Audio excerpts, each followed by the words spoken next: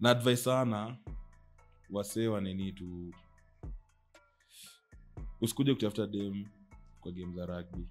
Okay. Gone are the days. Na waona wakianza kati ya Mangeus. Ini mara sito umetaja Mangeus. Endelea. Continue. Madem for life bana. No woman no us bro. Okay. Sema ukiangalia kamera. No woman no us. Okay. No us. Okay, you hata ya lakini ya you no woman no us. No us ya US. No woman no us. Wewe na overthink. Mbino situi nini ama Leon pia anakuwa akiona dem kinaanza kufundisha gun Leon moja akiona chori ama ndio time anavalia vile sasa alafu jinye lake ujichana ama kisha asimama bro. So hiyo si G4G ndio Leon hiyo si G4G sipoa wacha tu dem akuje apende mata pe hata kipenda Monte kwani Monte kaini kesho Allo Marseille hapa sema yora leo matoke Strathmore fan. Welcome to Rogue Rugby TV, the podcast where we dive into the heartbeats behind Kenyan rugby, the stories, the struggles, the comebacks, and the growth.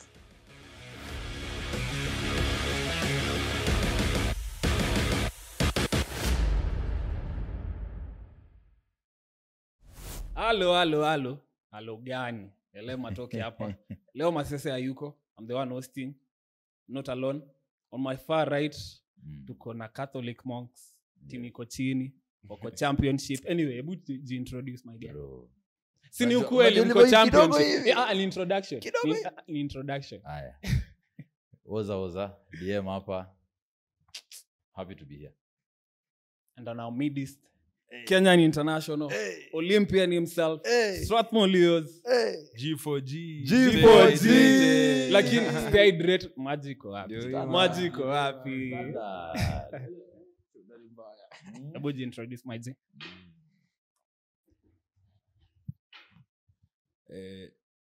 G4G hapa the GSK member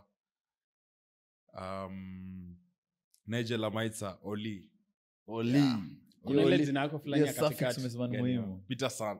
Ni Peterson, si Patterson. Bana. Peterson inafuna meza hiyo Peterson. Plus. Unameza gani? Sema tua moja ameenda Marekani asharudi ameanza kumeza. Mtu anaenda Vancouver. Vancouver ni Canada. Lakini Amaitsa siku zote. Nijo ama Amaitsa. Tuende na gani leo? Nijo.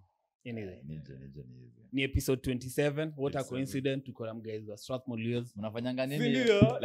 Macarena dancers mnafanyanga nini hizo? Lakini yeye kai ati coincidence.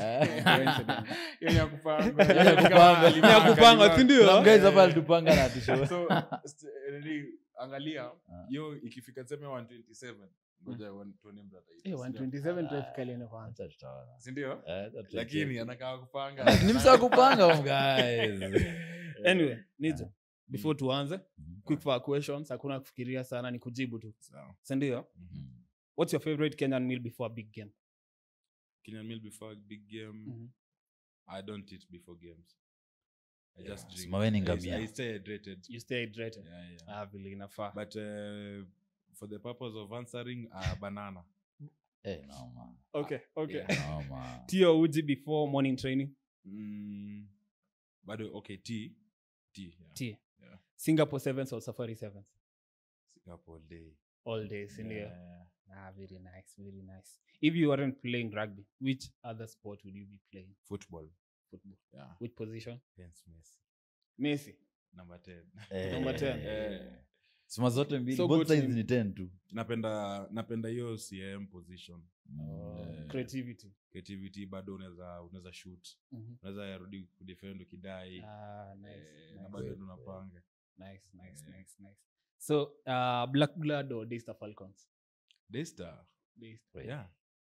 Mbona si Blood? Sindio? Pato, Arnold. Yeah, all mabeshte zangu. Amukwachi. So Daystar. Very nice. Then Blood sina mabeshte wengi. Ni kadhaa hata. Unajua. hata Masese sema hata jina ya Masese taja Masese asikie. atafurahia at least alitajwa even in his absence. Masese kwanza ni mwana wakimngoa kwa rack man. Bana mambo na medila anafanya na mwangalia hivi unafanya nini? Shida ilianza ile nywele yake. Hiyo ndio si. Hiyo dai. Yani Inaungua. bana. Anyway, hardest tackle you faced in Kenya. Festus Shiasi. Smart Ting, CEO mwenyewe. Yeah. Apart from that, then ikawa kuna mse nimestep akaniwai. Na internationally?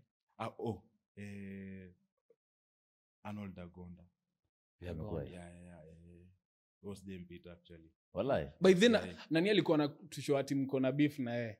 Beef gari Pato. Arnold Dagonda mko na beef na yeye. Na kwanza Pato ndiye alituambia hapa last. Nika beef tu juu unajua Arnold tumekuwa naye chomoka hapo Msingu. So kuna big bro small bro moments. Ni hizo si beef. Ni ile tu ni polite. Joke ni make lazima nimshow. Lazima tubonge. Okay. Of course. Best stadium to play. Internationally umesema nani? Internationally. Sijajua juu bado sijabina hapo. Okay. Bado ni young tag hapo. Afu pia mara mingi nimeattack like ni rare sana niingie kwa mse like nadai kama kwa mse ni rare. By the way umepiga mse stool sijaiona video stool. Stool napiga nanga but hadi mimi nashtukanga nikipiga mtu stool. Nile inafanyikanga alafu ndio na realize happen. Okay. Best stadium to play rugby in Kenya. In Kenya tungekuwa tunachezea Nyayo ningesema Nyayo but sasa acha ni pick Dala. Very study. Mambo leo. Hizo zingine kuna study. But kani wacha zingine ni kiwanja. Wacha tukue fair. The best grounds nimecheza the Bull Ring. Lakini ground si stadium. Grounds. Bado hakuna stadium za rugby. Well, it's true. Lazima tukue honest. Anyway, your most competitive Kenya Sevens teammate and Strathmore Leos. So wawili. Wawili ama moja? Wawili, one from Strathmore Leos and one from Kenya Sevens. Okay, bado nita choose from Kenya Sevens na Strathmore. Wacha ni choose Bano. Barnabas Award. Then Asati. Most competitive. Okay. One teammate will never want to room with on tour. I will never want to room with. I'll never want to. Yes. Hapa kuna mtu anaenda kusikia vibaya. I'd never want to room on tour. Ukisikia hiyo ni room unachoka tu. Sema tu asikie vibaya. Sema tu. Simogope. Ama tadila wewe pale tizi. I'd never want to room in tour. Yeah. Unaweza anza na Strathmore pia before ni Kenya Sevens. Strath? Yes. Brian Wendo. Jia kwa late. Anakuanga late. Wote tuko late sasa tunakuwa wote late. Okay. Na Kenya Sevens? Kenya Sevens. Wacha ni pick tu mse. Acha sema Pato. Pato si ndio alituambia si ndio roommate wako. Sina juu kila roommate nimekuwa na Imekonga tu fit. Tumekuwa tu fit. Sijaikuwa na mse mbaya but Pato ndo mse miuka naye sana. Hapa naona umeamua kusimama kwa fence. Anyway, Anasema nikisema Pato atanipiga. Si ndio? Mara nipiga sana. Anyway, but ushajibu swali next yenye ilikuwa ni teammate who is always late. So ni wewe na Brian Wendo, si ndio? Gabrayo. Favorite rugby song before a match? Wakadinandi dilated. Okay. Sio kama macho dilated. Of course Titan. Describe rugby in one Swahili word. Maisha. Yeah. Okay, perfect. Would you rather sidestep someone or hand them off? Jibu. Sidestep, of course. Simple, standard. Favorite Kenyan rugby memory so far? Kenyan rugby memory so far. Na feel na feel yo final kumake final ya Driftwoods ilikuwa miss day kwa na kitu kama hiyo. Mimi hata I thought ungesema Prince Lu last year. Hapana. Prince Lu last year sasa Nondi zilikuwa mgonjwa bana. Anyway. Tuambie ni ukweli. Okay. Hangeweza. Lakini pia alikuwa amepiga Cabras Queens. Alikuwa na hapa. Ukiangalia if you look at the path they went through kufika kwa hiyo final. Ilikuwa crazy. Hata sisi wakitupiga tisa tulipita the same path. Okay. Alafu tena ilikuwa pia hiyo game pia ili fuel. Hawezi tupiga back to back no way ndio. Yeah, then tunaangalia ndio wametupiga wase wengine but ni Nondi tu bado. Hatuwezi kubali. Okay. 7th. 15. Hata 15. Hata ile 15th ya opening game ya last season ilikuwa by the way mimi nikicheza nao. It's either tuwapige ama to lose na very narrow. Na nimewapiga once nilikuwa Mamba Cup. 15th okay. 15th. Na international memory kuna kick fulani ya Pato. Alinishtua.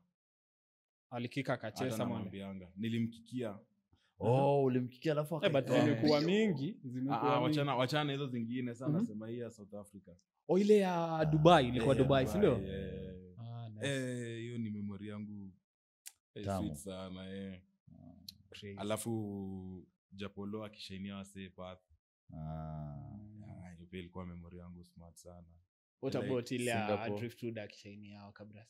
Ile ya Driftwood ile alielewa alideal na kesa kwanza, lakini acha tu niseme ukweli. Memories ni mingi. Si ndio? Ni mingi but hata nashangaa niko sure zile best hata naweza kwa nilisahau. Ninashangaa tujataja Singapore.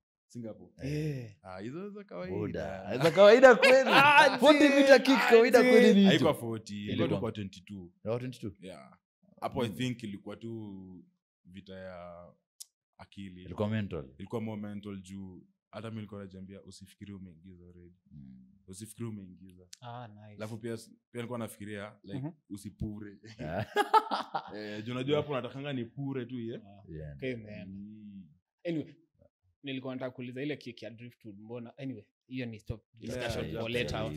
No, this year yenye nani alikick. Hiyo tuongelea baadaye. Anyway, ya mwisho. What does 27 mean for you?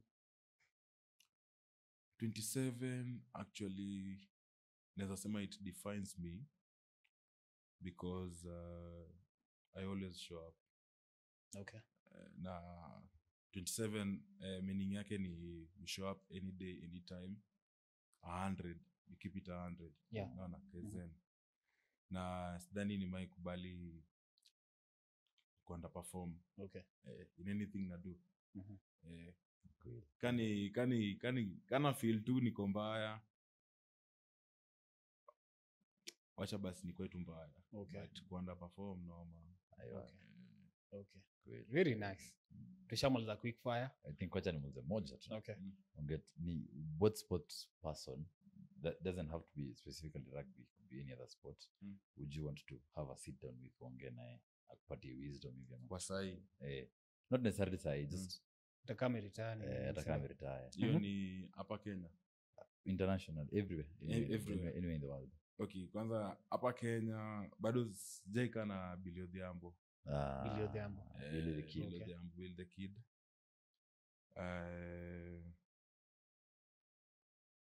Bado sijakana Mbaka.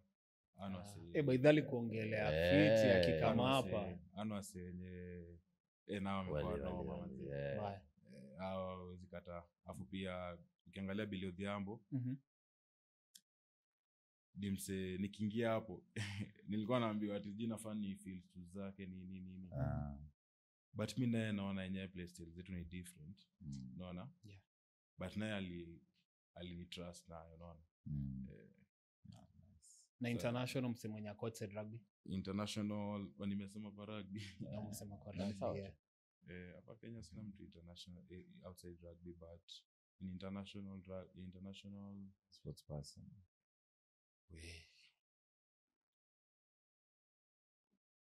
Maybe Kanti. Kante. Kante. Ngolo Kante. Damn. Buddha. Damn. Ngolo Kante. Nilikuwa na expect to say Messi somehow. Anyway, Anyway. sasa tuongea translate kile sana. Oh, Kante anajua kizungu. Anyway, quick forward tumemaliza. Nilikuwa nataka tuongelee nani kidogo, Rau kidogo. That's someone mwenye amepass. Leo actually ndiye anaziko, it's on a Sunday. Umepata na Rau bebe. Safari 7. 23. 23. Yes, 23. Alikuja nini actually? Yes. Alikaa Safari 7 akapatia Morans kikombe. I remember and, of course mimi ni cameraman sasa of course. Yeah, alikuwa guest of honor. He was the guest of honor that day.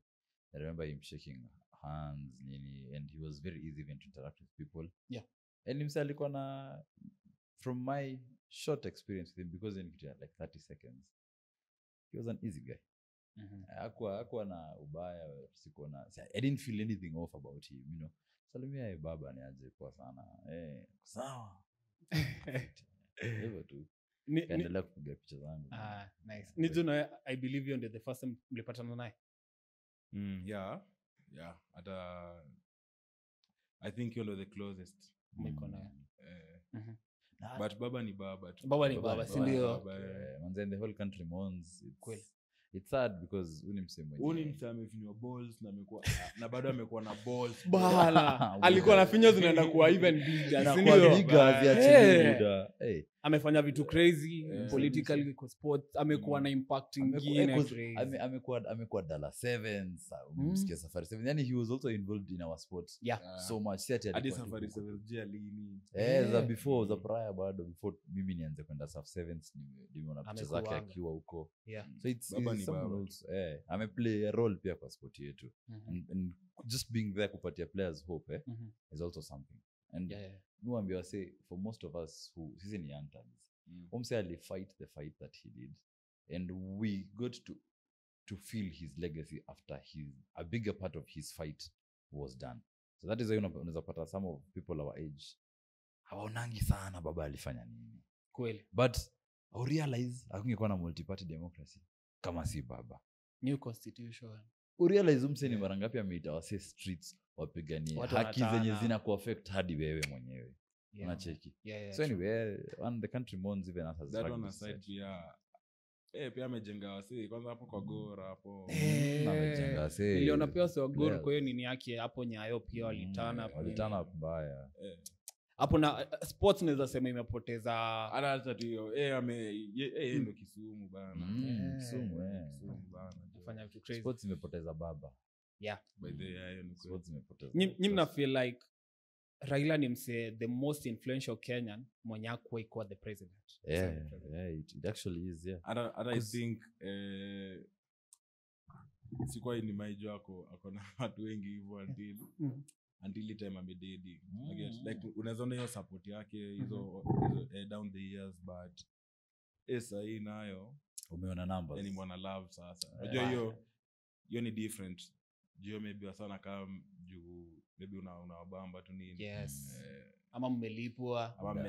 Sasa wasi walitembea unprovoked. Maybe kiagafa unaona. But hii ni love jo. Hata wasampendangi bado wametokea tu wameifeel bado. Wameifeel anyway. He's all rest in peace man. Me personally nilimit Raila for the first time 2011. Alikuja chuo. Sasa ulikuwa Raima. Nilikuwa primary of course. Usipio ulikuwa primary unataka kujiongelea ni kama ulikuwa junior time. Nilikuwa prefect hiyo time I remember. So hiyo ndio the first time. Hiyo time alikuwa energetic and stuff. Hiyo ndio the first time nilimit. Na vile tu umesema alikuwa very easy guy kwa nini. Salimia tu ana smile hapo. And then ye kukam kama Safari 7s, Dala 7s alikuwa the last time 2023 if I'm not wrong. So for me personally nataka kusema tumepoteza someone very special. Poteza baba. Na it's normal life now lazima hata si tunaelekea huko pia sitapass one day. So ni RIP to baba, family and like to stay strong. And I believe tapata maybe someone kuteka pio mantle going forward. Akwe baba. Lakini kupata kayo ni ngori. Such a guy. Such a anyway, baba amejoin babake kule juu kwa baba. Okay. G4G. Nice. Anyway, so Nigel, nataka utupeleke way back start your life, where were you born na vile early life yako ilianza. By the ataka nilikuwa Msakakamega, mimi nilizaliwa Nairobi. Uzaliwa wapi? Kenyatta Hospital hapo KNH. Nice. They know ulizaliwa wapi? Buda simtich. Simtani tu. Ndio kijana amekaa. Okay. Kachomoka hivyo. Ni just but into tu. Into tu. But nolizanga madhe tu kweli. Ndio kuna time bana nimejangalivi kwa kioo na. Yaani mkongo. Your time I think nilikuwa naingia 11. So najiona nikani kwa 14 hapo. Oh, okay. Kwa So kabwa. niko like hapana. Hiyo time naangalia hivi naona kanyole kamoja. Kametokea. Ile yenye ukienda kinyozi isinyolewe. Usiguze.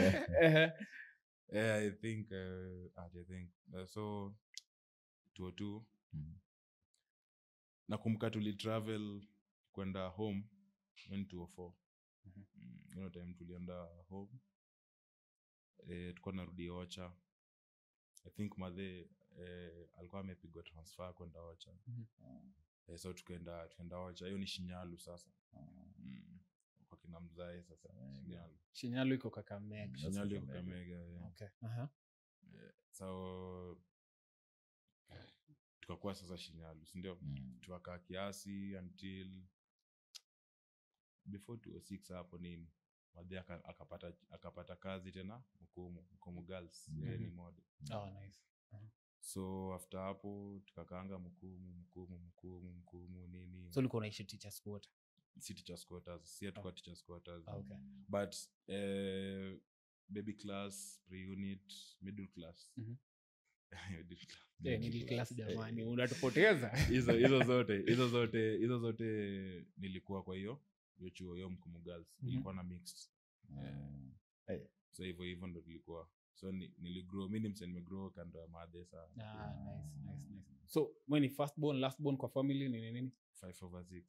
5/6. No man. Damn. So when si number center kwa rugby ni center kwa rugby sevens ni 6. Okay.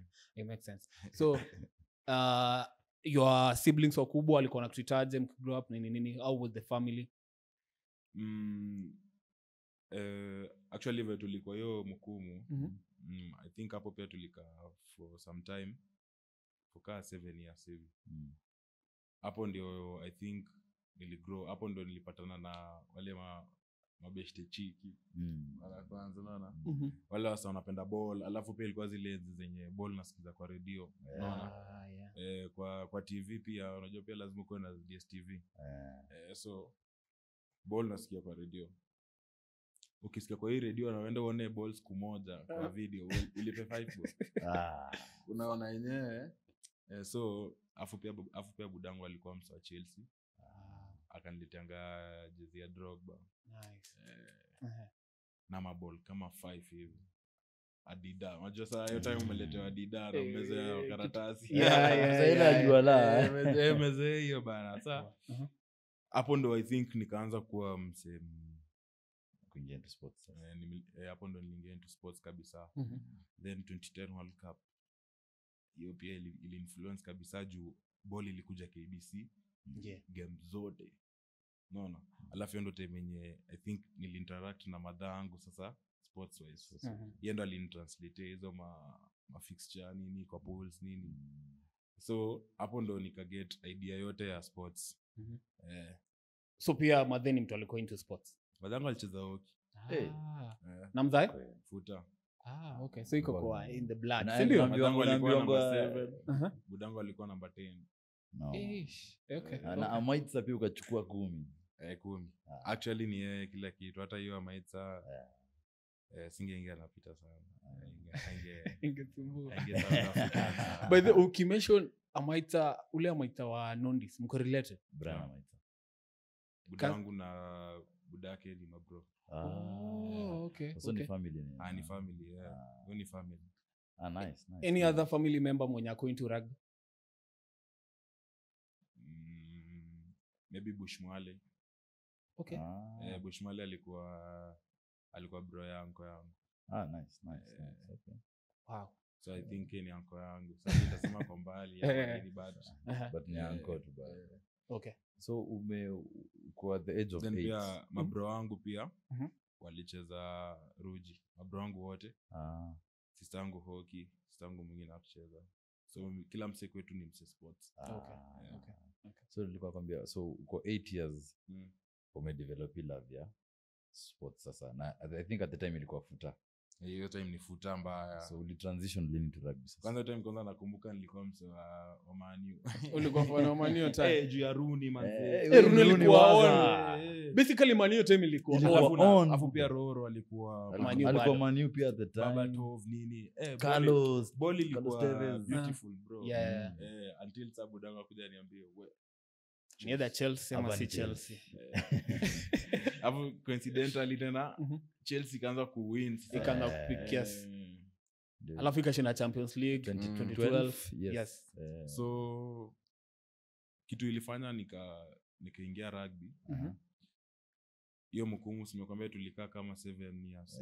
Yeah. So ni kitu kama ilifika kitu kama 2011 ikiisha tulibiwanga by the waswali kamda waliingia mtaani walitupiga koto waswali waliingia waliingia kwa keja but silently wakatrace madhe nini so mi hata mi nililala yote unaona walikuja usiku na mimi nilikuwa nimelala afu mimi ndo nilikuwa mtoi sasa yote okay so mimi nililala hata sikuamka so nilikuwa nasikia tu mastori sasa mimi naamka temia chuo nashangaa leo kuna lights na naije kwa hivyo like madhangu anatembea maybe sana anatembea kulikuwa na anti yangu hapo alafu kumenyamaza tu unajua madhangu by then ni wa church sana so alikuwa anaamka na tu worship hivi nini so leo hakuna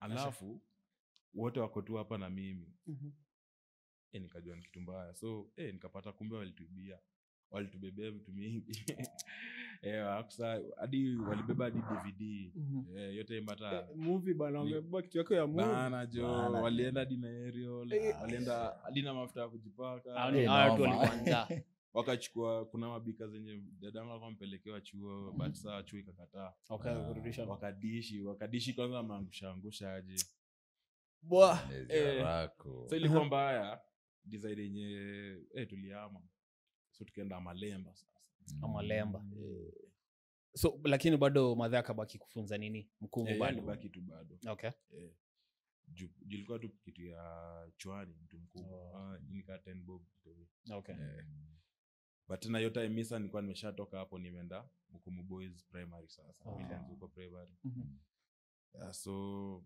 lakini kwa incident nobody was that si ndio hakuna sina kwambia afu pia ni kitu tuli suspect ni mtu kawa boda unajua mtu wa boda pia tulikuwa tumemweka ndani family meeting zote lazima kama unaona yeye ndo anatupeleka OC kitu kiganda kitu happen so ikafika hapo 2011 after two incidents kama washaanza kutafuta keja 2012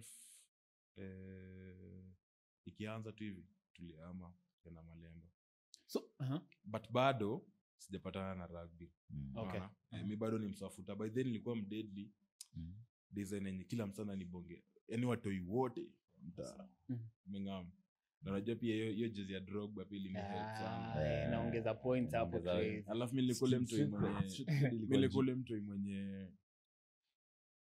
lazima giza ifike hadi mwisho ama lazima tu basi nyi wawaite nyi wote mimi nitaenda wa mwisho mimi nilikule msee nilikuwa msee mwenye ukiniambia unaenda church leo na boeka mbaya sana tutacheza na nani nenda napiga tu hiyo ball kwa ukuta mashots nini unaona so you love your sports I think hata sikuwa najua ni love your sports but I think ilikuwa tu kwa active unajua pia ni age but sasa yangu pia ilikuwa mingi I think ilikuwa tu kwa damu so hiyo place tulienda Malemba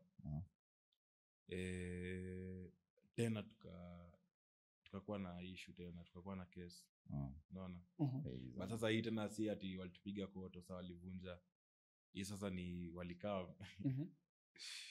waliba vitu zingine za ufala. Aerial wakaraundo kwenye nyuma akachukua super drum, alafu tulikuwa na nyororo big kwa mlango, hiyo pia wakakata. Alafu pia tulikuwa tunakaa hapo juu, kulikuwa na keja yetu yenye tulikuwa tunajenga, yenye mzee alikuwa anajenga, si yetu. Mbele ya Kachai immediately, yani ni sisi then shamba Kamegae kwa hii grao ya juu, no? Tukapata hapo hivyo nini place keje kaisha, asitukaama sasa. Sasa tuko kwetu sasa, niko kwetu, siko rental sasa. So tena nimekaa moja, mimi ni msitana, napenda kucheza, napenda kutoka, napenda yani sipendi kaa place hakuna vibe, niko active mbaya. So hapo ndo nikapatanga Western Bulls. Alafu hapo sasa ndo pia nikajua pia bro wangu anachezanga rugby. Yes, alikuwa Western Bulls. Amko mnajua tena anacheza rugby? Unajua bro wangu mkubwa bana. Unasikia wale mabro. Okay. Unajua pia mwingine. Culture pia hapo inaweka bro pia kama big boy fulani. Okay. Of which pia alikuwa mzee sana. Ni big. So ukajipata Western Bulls sasa pia wewe. Sasa Jubro alikuwa anaenda hapo, nilikuwa namfuata. Juu nilikuwa napenda kukaa na wao. Walikuwa wananichocha by the way. Utakuwa mnoma nini. So nilikuwa napenda kukaa nao, alafu juu ya madada zangu na madhe. Mzee alikuwa abroad. So sikuwa na mse wa kukaa na yeye mwingine mwenye mtu anaweza relate, sijui kuna ni get. So ni hao mabrother zangu tu wabigi. So hadi nilikuwa nishaanza kuuliza madem nini unafanya that young age, unaona? Class 5 man of culture 10 years old buda. Wacha madem. Nakaa na wao, hizo ndio story wanasema, unaona? So kuna day bro yangu alikuja na boots. Hizi za props. Bro yangu alikuwa prop. Nikashangaa hapana. Hizi boots Isi futa. Like hizi stars ni mzito sana. Juu nilikuwa na try pia kuvaa, una get. Nasema si nipata nicheze ball nayo. Hapo tu mbele hapo. Ananiambia hapana nini, achana hizo boots. Alikuwa mkali. Unajua ni kazi ilikuwa zile boots za game day. Special. Hizo ni boots special ziko. So nikamuuliza unachezanga rugby? Juu afu unajua pia kuna time advertisement ya kina Kolo ilikuja wakiwa series. I think Kolo alikuwa amemake run nyingine crazy, aka convert. Nikafurahi kabisa. Then ilikuwa after news. Unajua ilikuwa news za balls zilikuwanga lazima waonyeshe zile vitu deadly kwanza, ikienda ikiisha. So unaweza anza nafuta ikienda sime cricket. So after hii news ya kwanza ilikuwa Manu na Arsenal. After hapo nione nikaona so bro wangu akaniambia hii ni rugby. Sasa unajua mara kwanza nilikuwa naita rugby Rujibi. Okay. Nilikuwa nimeambiwa si rugby ni Ruji. So ukaruji. Rugby Ruji. By then it makes sense as a kid. So from hapo hapo ndo nili-identify hiyo game for the first time. Not for the first time, but maybe niligrow a liking hapo. Okay. Juni no say tulikuwa tunaona hadi kwa adverts bana. Lazima ungejua. So kutoka hapo saa nikajua hiyo game. So nikaulizanga bro wangu, unachezanga rugby? Ananiambia I think it ambayo tukua Malemba saa kwenye. Kwambia naendanga saa ndio place mimi huenda kila time, kila jioni uko ndo place mimi uchelewea. Nikamwambia si nipeleki. Akaniambia hapana, hizo hato. Okay. So sasa tumekaa karibu na grao. Sasa sinawaona ndio hao. Mimi sinamfuata. Nenda napatana na rugby sasa. Wase wa rugby sana napatana hizo balls. Alafu pia nilikuwa nimekaa wiki hivi. Sioni futa bana. Unaona? Alafu tena hiyo grao nilikuwa nimejua na futa. Nikikuwa ma class 3 hata nikiishi Mkumu. nilikuwa nakuja na Mkumu Boys hadi Kakamega coach ball hapo. Okay. So nilikuwa najua hiyo pitch. Get. So nimengojea futa ikuje. Alafu pia naona post za rugby. So najua tena hii ni kitu kingine. Nikaenda nikapata na Western Bulls. Western Bulls ilikuwa na train hapo, ndio ilikuwa Danny Boldre. Si nikaanza tu kurusha ball juu nini. So kulikuwa na msalikuwa anaitwa Bram. Alikuwa hiyo time I think captain. Akaniona nini akaniambia nataka kuanzisha academy, nenda utakuwa captain. Nice. Jitu amenipata hapo nikirusha ball. So Brangu kuona hiyo interaction yangu na Bram hadi alishtuka juu seti Brangu hata alikuwa na make team. What time Bulls ilikuwa mbaya.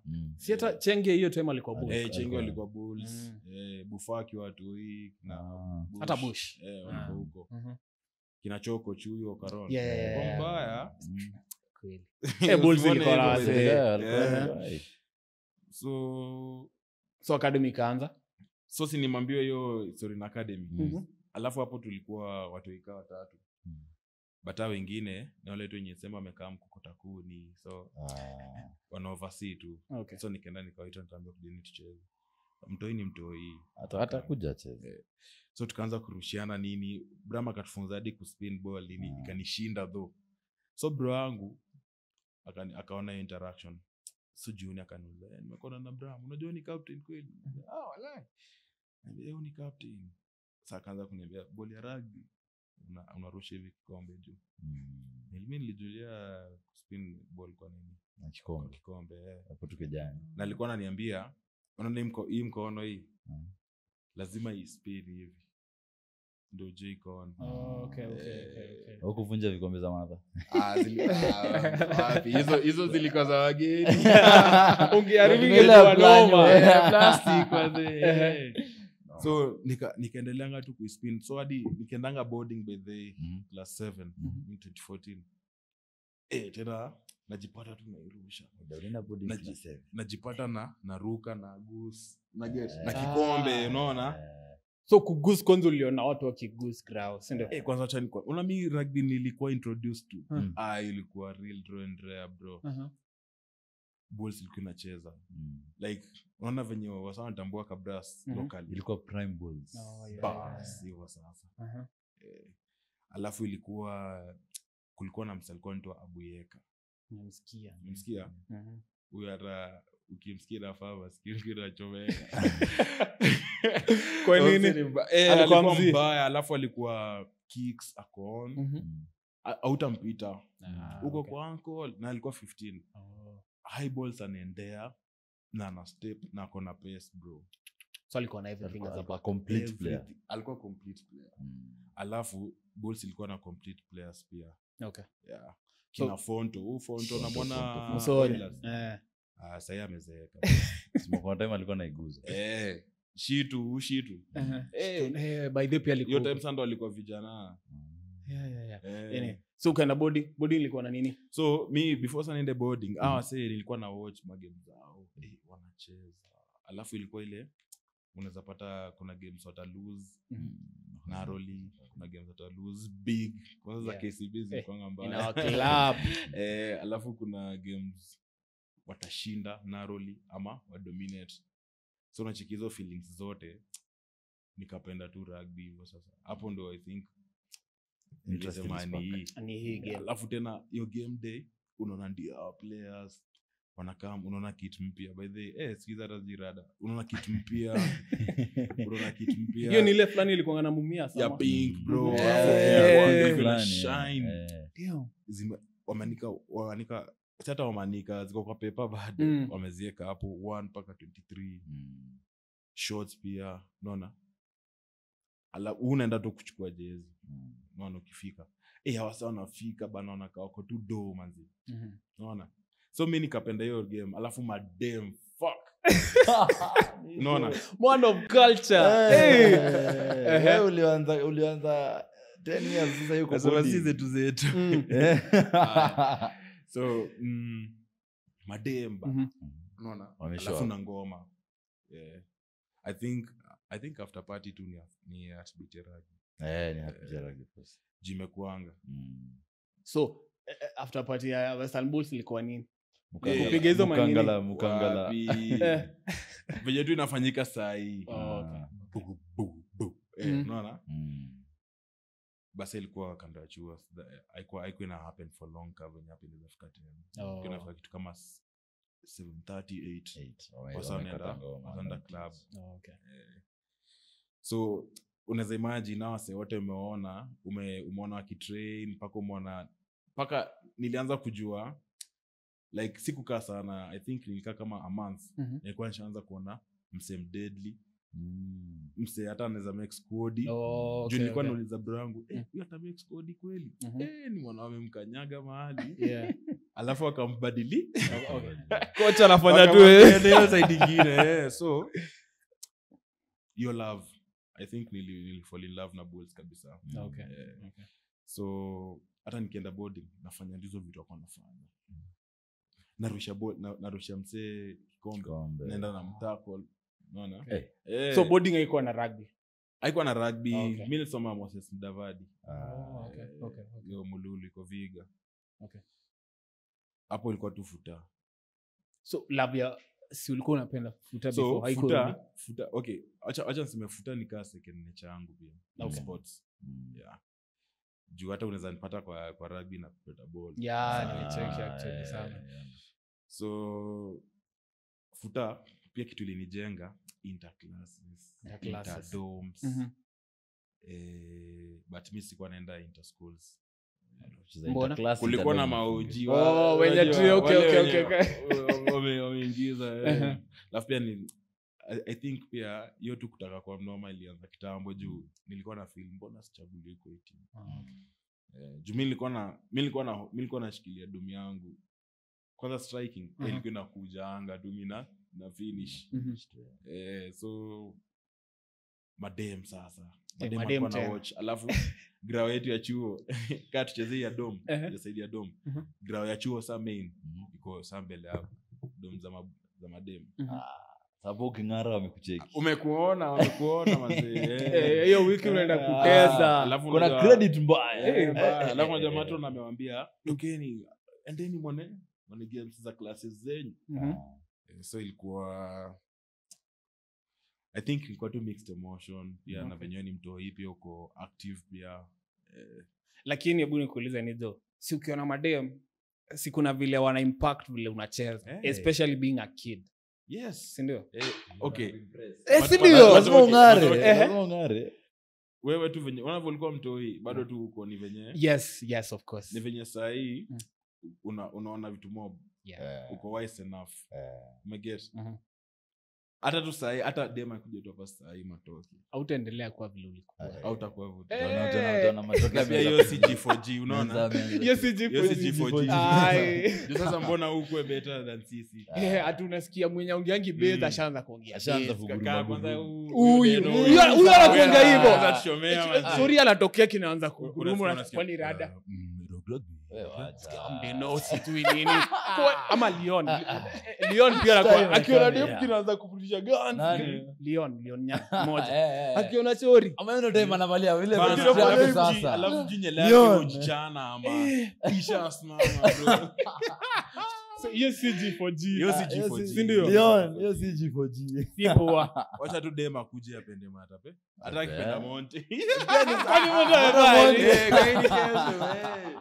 kuna ile nini ulisema juzi ati si kila manzi unafaa uchess. Ni ukweli. Si ndio? Ni ukweli. Hiyo kitu mimi ni ukweli. Si kila manzi unafaa. Okay. Hata as a man inakanga kitu fancy kwa ramangi wengi but si fancy. Okay. Kitu kwanza energy. Unaona story watu wanasema energy. Usi overthink si ati energy mingi zi. Energy tu yako hata nguvu. Unaona? Hapo pia kuna utaanza pia kuthink. Okay, no make sense.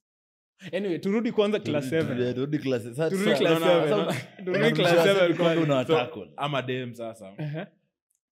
Ilikuwa funny your design. Then kwanza wase most wenye walikuwa ndio kucheza hiyo inter schools. Hata niko sure hii podcast watawatch. Like ni wacheza rugby sasa hii. Wengine wako jeshi nini. Tutambua na watu wangu mbaya. Wapatie shout out wenye shout out to Mureji, Wiki, Shavola manze majiz G4G. Kama hujatajwa wewe si G4G man. Hauna raima. Okay. But kuna wenye tu pia unajua lazima usahau Yeah, kweli ni life. So primary it's done. High school. Primary and accept. Actually nilikuwa na nikitokea hivi chuo. Wheels Western Blue. hata naweza baki na shoti Ya chuo. Afuta ukaenda na vest. Yo weekends jina madhani niambia nisome. Kwanza tena kuna game weekend. Tena kuna after party alafu madhangu simekwambia alikuwa church. So alikuwa anapenda hiyo kelele. Yo alikuwa anaangalia na chana na pombe. Na mimi niko hapo unaona ananiona mimi ndio kale na pita hata sina shughuli na watu ni mimi na ball zangu. Okay, ball yes. Rugby ball. Mimi na rugby ball. Nikipita ground nikikikia wasa kubwa ball. No? Okay. So hapo anapenda So leo kuja games pia. Kuja kuduni na hata hataki hata niende. Okay. But they ya kutaka. But nilikam nikaona yenyewe perspective yake ilikuwa right. Ina make sense. Ina make sense. Always ina make sense. Always. So Remo nimemaliza Premo. 2015. But sasa hii time yenye nimekaa away Bulls pia inaenda ikiisha. Na get. Alafu pia kitu kingine nilikuwa napenda na Bulls huyo chairman Mwindi. Okay. Alikuwa na aura bro. Alafu pia nilijua Bulls time yenye coach wao alikuwa UTM mwenye kwa Kenya Sevens. Team mwenye alishinda 2016. Okay. Yeah. So Bulls ilikuwa na links direct. Crazy deep state Kiplan. Ilikuwa deep state. So ndo maana rugby ilikuwa tamu. After tu amanza kutoka alitoka Makalama huyo Uganda huyo mnaona. Akakam. By the rugby hapo ilikuwa tamu. Na kuwa na competition cause hata si ati most ilikuwa kubwa hiyo time. Mimi nikianza rugby nilianza kama scrum half. However much I was taller than my peers. But nilikuwa scrum half. Afu nilikuwa napenda kupass. Nilikuwa naogopa fly half. Juu scrum half ilikuwa inakaa umejificha sana upatu. Yes. Yeah. But Makalama mse mwenye pia huyo Obiero huyo coach mwenye alikuwa coach pia tukifika hiyo tukicheza hiyo 2022 hiyo time pia alikuwa prime yake. I think alikuwa anaitwa Safari Sevens Morans manini by the Bulls iko nacheza hadi Safari Sevens. So hao wase pia walifanya pia nikapenda game unaona. Okay. Yeye alikuwa 10 unaona but hakufanya sijitasema aje. Msa alifanya nikapenda number 10 anaitwa Aizo alikuwa pia Kisii. Sijui unamjua Aizo. Maybe jina yake Kisii is not that much anyway. Bro, jamaa alikuwa mdeadly. Kama nikikata kick. But hapo mbele kutaka of course hizi mavitu mateno wengi uko hizi mavitu za kufanya una gusgus cha alafu unaiacha hapa ndani. Msameenda meeting space like alafu alikuwa na zip full time inadai. Okay. The crucial time So inahitaji. hizo ulikuwa na pick from seeing. Mimi nilikuwa by the nilikuwa ni apprenticeship. Okay. Nilikuwa naona sana. Then I act. Nice. Mimi mse na think more. Okay. Ukishaiona kwanza una internalize. Actually hata kama Deno anaweza kushow but mimi mse quiet sana. I think sana. Hadi saa zingine nakwambia overthink unaona. So mimi mse ni rahisi ni learn kitu. Okay. Nakuwa nimejitambua hivyo. Nice. So kumuona akicheza tu hivyo nika fall in love. Afu nilikuwa napenda kukick. Singeenda kwa ground nikose kukick. Mapenanda. Nasema hizi ende tu juu kabisa. Unaona? Kupass na jipasia. So soft skills mapema kwa sports na kwa sports kwa post. Nice. So high school so tumemaliza class 8. But sasa hapa sana unapata sasa kina Fonto sasa prime sasa. si prime like wameget your experience sasa iko ndani ya damu unaona. Sasa ni kama venye mimi sasa nilikuwa 2023 sasa. Sasa Fonto wako hivyo sasa time. Yeye ndo captain hadi nini. But so time nini na Bulls na face challenges. Alafu after Mumias Sugar pia ili affect ganda. So hadi Grawe ikatolewa hapo ndio ikaenda Bull Ring sasa. Ilitoka hapo 2016. Same year niliingia form 1. Okay. Actually ilitoka nikiwa third term. Kenda Bull Ring. Na ilikuwa game ya KCB. So hadi tumeenda mimi hadi nilikuwa na Mark Grau bro. Hiyo game. Kila game so pia ulikuwa ball boy. Nilikuwa ball boy, nilikuwa na Mark Grau. Nilikuwa hadi nalala na ball home. Okay. Ball kama 5-7 hivi. Na T. Nilikuwa napenda kukick. So nilikuwa naambia acha niende nayo. Alafu kulikuwa na mtu alikuwa anakaa kupiga extras. Okay. Na clubhouse ilikuwa mbali. Okay. So ilikuwa hard. Kwanza mimi kukubali that nafaa niende Bull Ring from Kakamega. Unaona? Okay. Ilikuwa hard afu pia unajua fans pia huwezi panda tundu ishi. Huwezi ambia madhe ati nijenge chwani nifike hivi hapa. Inaoma. Itaganda. So Musingu was it? So 2015 bado rugby iko on tu hapo Sun Bulls. Kwanza nakumbuka kuna game amepiga Nondi Saje mingi. Team yenye nilikubali naye inapiga Bulls mingi ni Strath. Strath yote imekuwa inapiga Bulls. Pan Africa Strath. Kina Kioko. Au. Kina Kichwa bro. Fuck. Team ilikuwa imembao. Ilikuwa squad. Alafu makuli wase no big.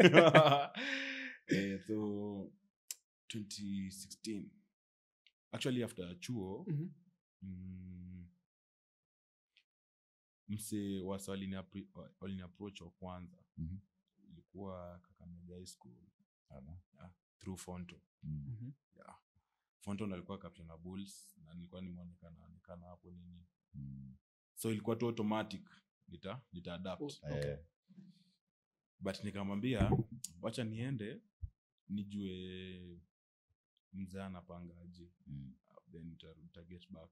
Juu niko na best yangu by the GG wangu mbaya. Sasa tulianza na rugby actually unaona. Ni msangeendelea tungekuwa same place. Okay. Oji wangu mzee sasa alichukuliwa catch. Aliingia catch. Sasa niko na wewe ni mzali kata usiende catch. So later ilikam nafaa niende Viga. Okay. Ndio Jemi lazima tu ningecheza rugby bro. Later ilikam lazima inafaa niende Viga but babangu hakupenda Viga. Okay. Plus na mamangu hakuwa anapenda Catholic schools. So pia kuna zikao. Denomination yenu ni gani? Protestant. Protestant. CPSDA ni Protestant. Wewe tuachie tu hapo. Unaona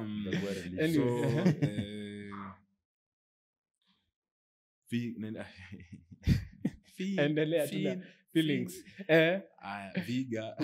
Viga wakakataa.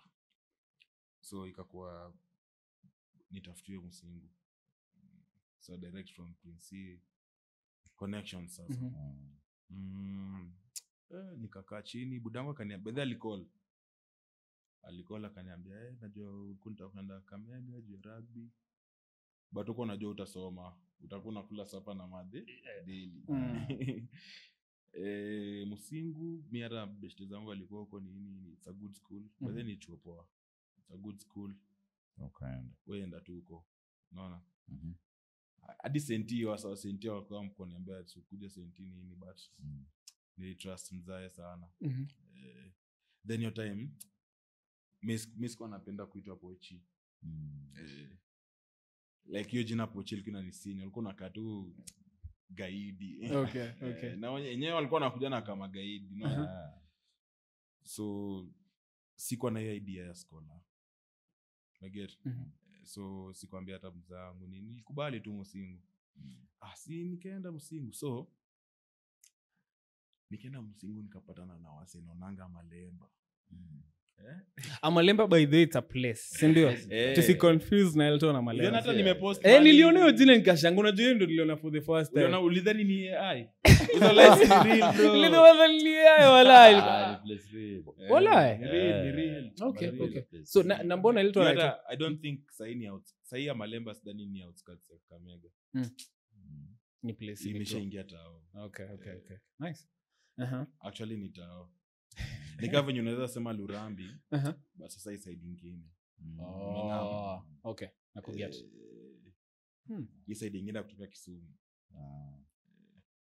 so ni tao tu okay but tao iko umeitetea sana ili tumekubali ndio ulikuwa unataka kuisema nilikuwa nataka kusema but yes mcheki kabla itoe so nikapatana na wase nimeona wengi ya Malemba na si ati nimeona juu nawajua wase naonanga wakienda kula mtura wakiwa tu shughuli zao wase tu wakiwa shughuli zao but ni pia wase nikiwa tena mdogo tulikuwa tunacheza nao ball tulikuwa na waona wakianza kati ya Mangeus ini mara sito umetaja Mangeus endelea continue madem for life bana no woman no us bro okay sema ukiangalia kamera no woman no us okay no us okay hiyo hata ya lakini ya you no woman no us no us ya US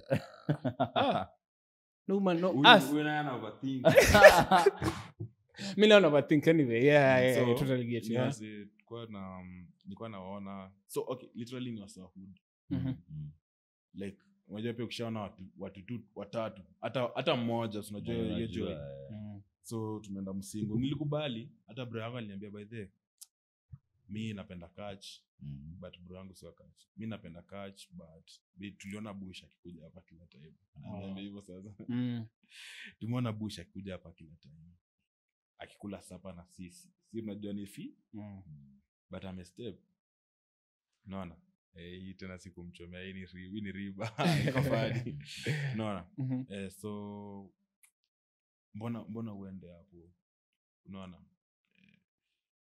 nikarizo nikaona yenyewe Kakamega nina show tuchopoa but mimi mwenyewe hata mimi najijua kama mtaani sikuwa nakaa saa hapo home na niko fence tu hapo unajua alikuwa anatrain hata na Igra ungekuwa tu mimi na kickball iende home kaume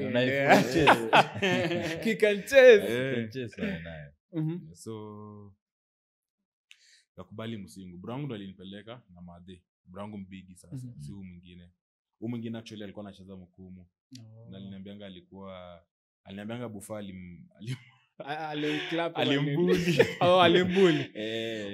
Bufa alikuwa Mkumu before and catch okay Bufa ndo alikuwa Bufa achana wasa umeona ule Bufa mwenye saa hajakuwa exposed to softness raw alikuwa raw na team ilikuwa mbaya kuna wase wengi by the Margarets by the uliyo kumuona akiwa high school Bufa Bufa nilimwona hivi akiwa high school so unajua mimi sikuwa na miss games za high school hivyo ndo nilikuwa napenda sports so ni mingi hivyo form 1 nini brango ashaniambia kila kitu ashaniambia lazima uende ujiprove juu ashaita squad unajua tulikuwa naingia February so squad ishaitwa juu games inakwanga ilikuwa hata after 2 weeks games zilikuwa ma opens kwanza zinaanza si ndio hiyo ni season imeanza literally afu pia certificates zetu zilikuwa zinatoka kama mamei hapo umeget so nikateka advice yake nini but deep down najua mimi ni mdeji so tukaenda kanipeleka nini so unajua kwanza niliona picha rugby unajua nilikuwa nimeshazoea bouldering ni standard unaget sana pata hiyo pitch imekaa tu vile inataka post jiz na kaaje unaona wameacha rugby ya rugby nikasema hapa nita survive so low key nilikuwa nishazoea system ya club okay but through kwa fun ama through your love so tukaenda dom by the bro wangu big aliniambia hadi kutako usienda juu and their uncles nice na tackling nilianza kitambo. Hiyo ndio hizo zilikuwa vitu za kwanza. Okay. Unachukua tu tackle hata una concuss ka young one but unasema Yeah. fuck, Lazima man. tuendelee. So mi by then nimekuwa na Zefi. Zefi under 20. Oh yeah, huwa kuwa si ndio? Ile mwanana nywele. The same day. You Okay, are sorry. one to speak. I'm sorry. The same day Yeah. nikaenda nikavaa rabas nikaishia grao na games kit kama tu form 1 mingi Wengine tu. nikajipeleka hapo. So mimi ndio form 1 tunakuja kuangalia na hapo nje. Mimi nimeenda buda tuna pass. Pasi yako iko fit. Kwanza wanasema uliza Zefi. Ngoja mlikuwa same form 1 class. Yes alikuwa form 2. Oh, hii ni 20. Kumbe ni kaze hivyo. Ujeona hapa? Si ndio maana nimesema na nywele huyo ameanza kuneni. Ana nywele. Wewe ni yangu. Malume, unamtaka malume. By the Zefi alikuwa na pass deadly time. Hadi wale bado wako na pass. Na believe nikam outdo. Okay. Actually ndo alikuwa the best Scrum half usually. scrum upcoming. Unajua Form 2 hapo unakuangusha India system. So yeye ndo alikuwa kama msana kama sasa anafaa ingia hapo. Actually Zefi tuna pass. Yo today nimekaa Zefi ananitusi. Aliona hii competition haiwezi. Mwana ni shioko yani kanyaga. Yani ananibuli unajua. Ni kitu iko. But sasa mimi nilikam hivi kwanza captain hiyo time alikuwa anaitwa Lovins hata alikuwa Strath. Okay. Nilikam hivi akasema fuck check ule boy wa Bulls unajua anafaa apige kick off but amekuja kuni receive. Nice. Maget. Tukua tumewahi train na yeye hapo hivyo kwa ground ma kicks tu. Alikuwa anapiga.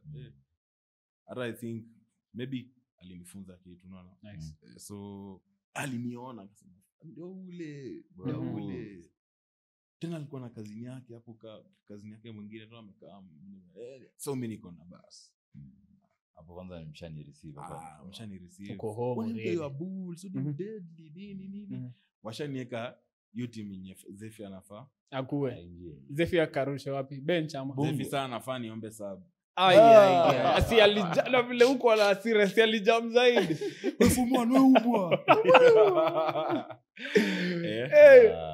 but I think tulikam tukagrow tukakuwa the best pairing. So yali baki 9 ukicheza ukaenda 10 sasa. Nice. So it transition will happen lini baby? Yeah, 9 to 10. So before hapo hii time nimekam sasa. Kitu li discourage ilikuwa Peppers Sati. Get. Jumi nilikuwa na bonga.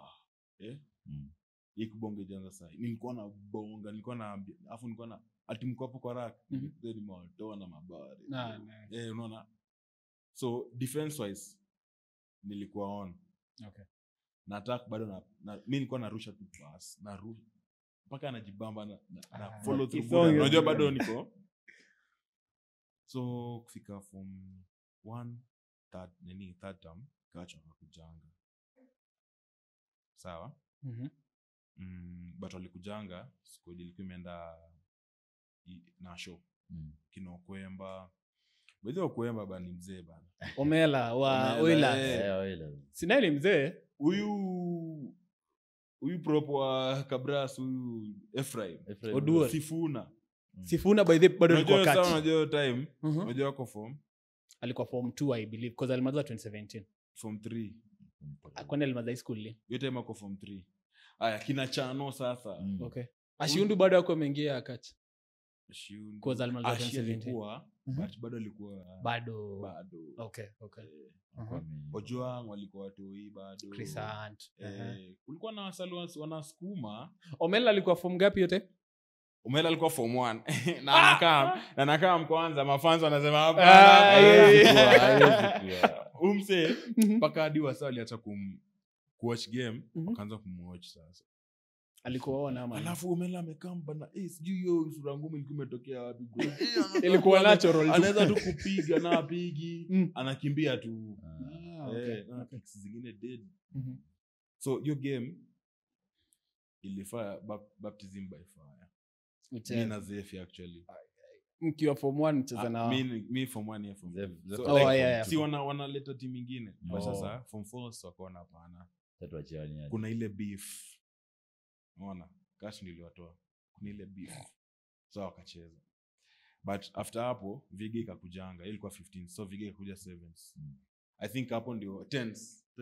I think hapo ndio nikajua bas. Tendo yangu. Ngoja, bado nani alikuwa Vige hiyo time? Madigu.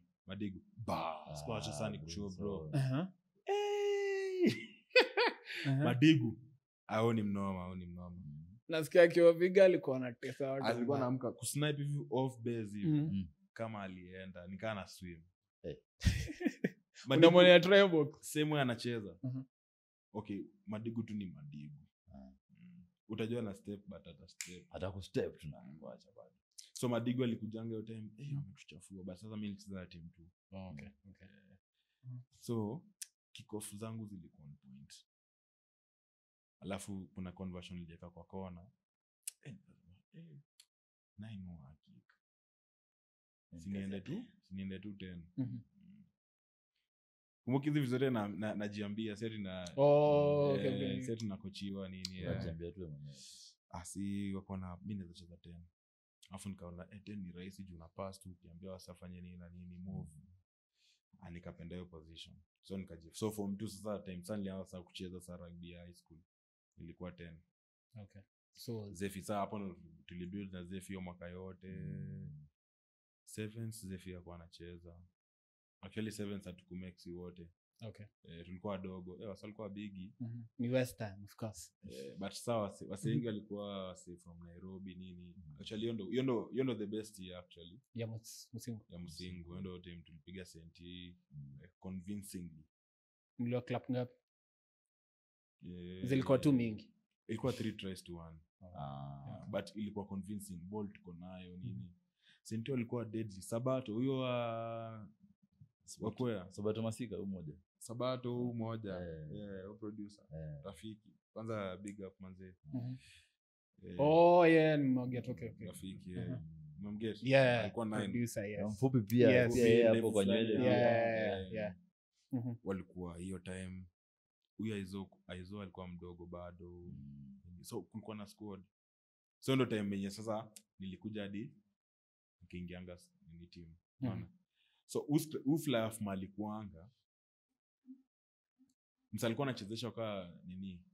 Kama sabi yake ilikuwa winger. Na get. Juu alikuwa anaweka shoulder like for 7s mimi sikuwa naweza. Nilikuwa mshiki. Nilikuwa naenda uko down na rukwa. Unaona? But nitabonga. Kubonga na nitabonga. Vitu zitakapoa but run game utarun but hapo kwa kutackle kidogo. Hebu nikuulize ukicheza naye ulikuwa na ile tabia ya kuslap mafua hapo. Inakuanga ya kazi gani mbona? Wasana endanga hapo kurest. Actually ni kitu inafaa ikuwe sahihi. 9 wako sahihi hawako that commanding. I think hujacheza na Zef lakini sawa.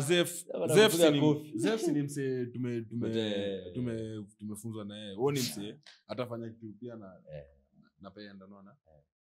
But sahi bado apart from asati sijana mse commanding. Na the world. Lucky. Na mzae wa Oilers. So Huyo ni great bro. Au unaongelea youngins? Huyo ashaenda. Of course. Tanga mashatuachia. Atanga unajua hao ni magreat.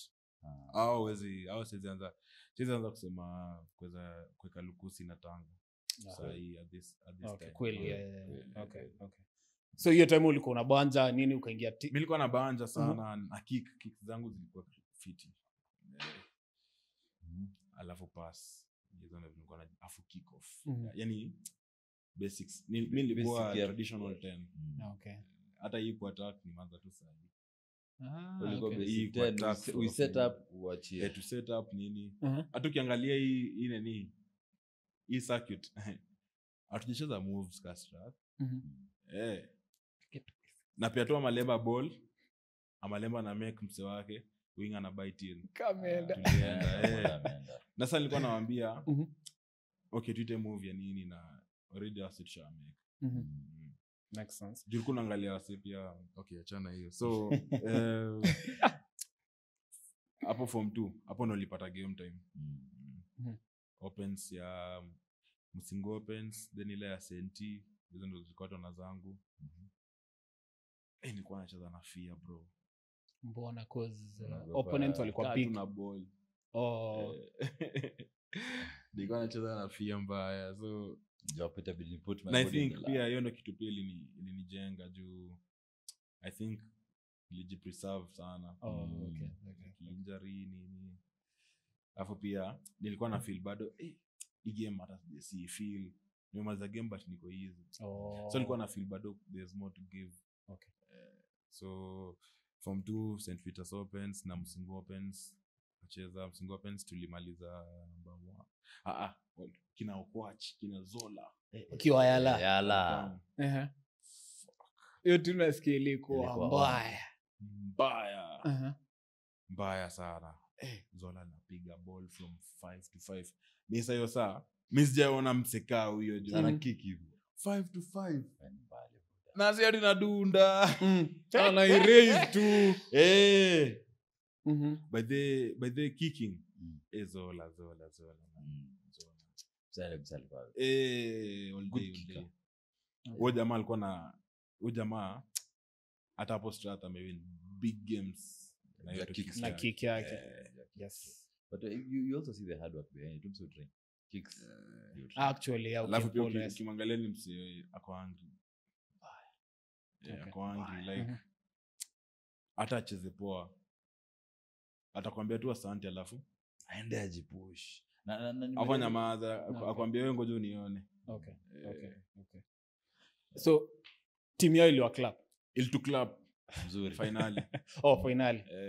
Okay. okay ima ngoma zetu walikuwa disrespect but naye walikuwa nacheza wewe una imagine uko na coach mahali uko na afu bado kuna wasedi nimesahau hiyo squad ya 2017 Sio ndio ilifika nationals. kuna wase bado nimesahau niko sure bado wako sahihi Okay. kuna Henry sasa yako hata tulicheza naye Bulls bado ni ji wangu mbaya Okay. hao walikuwa dead fire Na school games mliperform aje? school games County. county ilikuwa St Peters semi St Peters ilikuwa mbaya walikuwa na kina Jude bro Mbuch no Mbuch Nation. Mbuch ni ball player usimwona amenona saa hii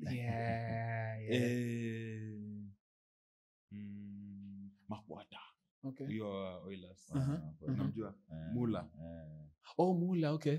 hiyo huka fulani hiyo timu ilikuwa mbaya kulikuwa na mseko tu Shakil ameunga unaona ni kama upate Smadi kwa high school Hapana. nakumbuke bado wako na Jude Na unasikia kwa form 1. unajua Jude hata sasa hii ni kama hiyo design yenye when of the go to guy unaona Club Rugby I think haikumfanya hivyo but Okay.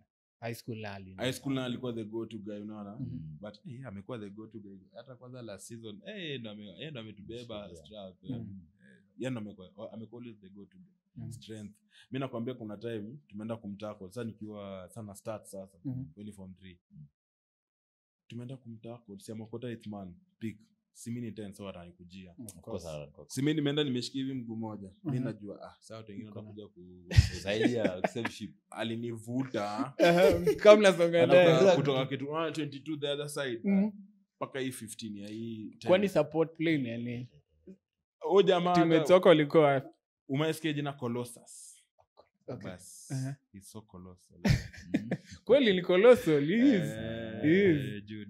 Jude ni deadly so walitutoa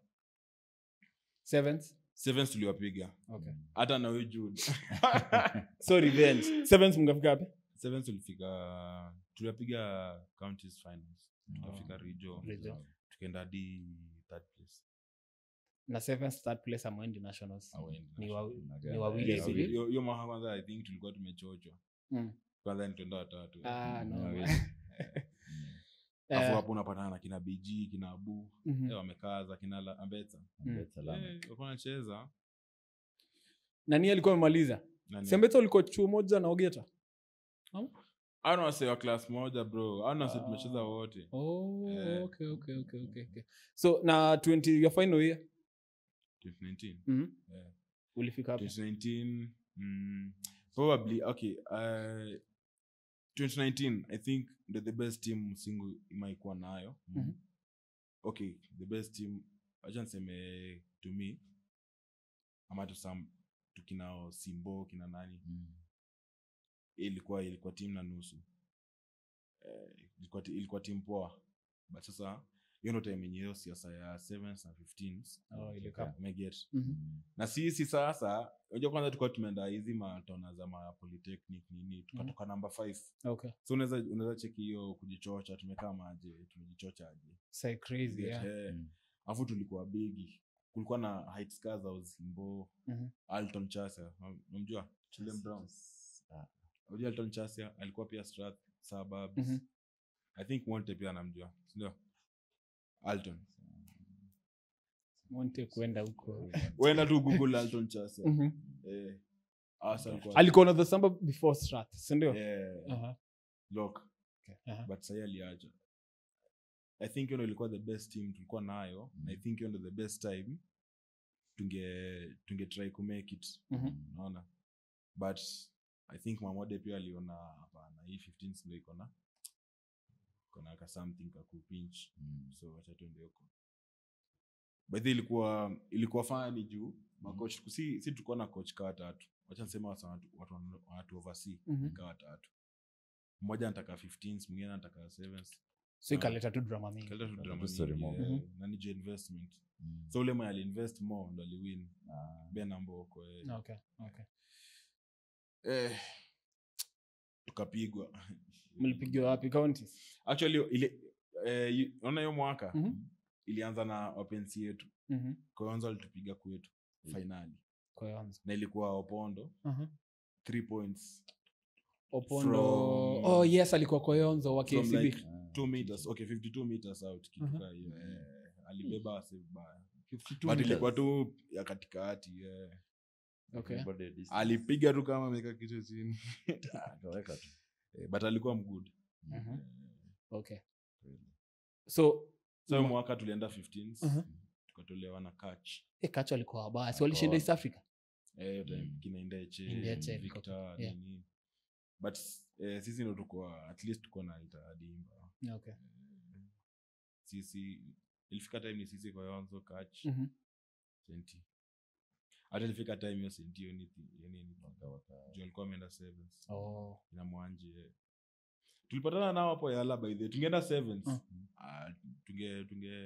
Tungekuwa mbaya.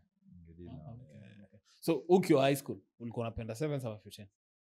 High school 15s. Mimi nimeshika kupenda 15s until Brango kuja kuniambia Kenya 7s iko na pesa. So alikwambia hivyo ukiwa high school ama after? Ukiwa Mtoi. Alikuset. Alimset mapema tu. Okay, like ilikuwa tu from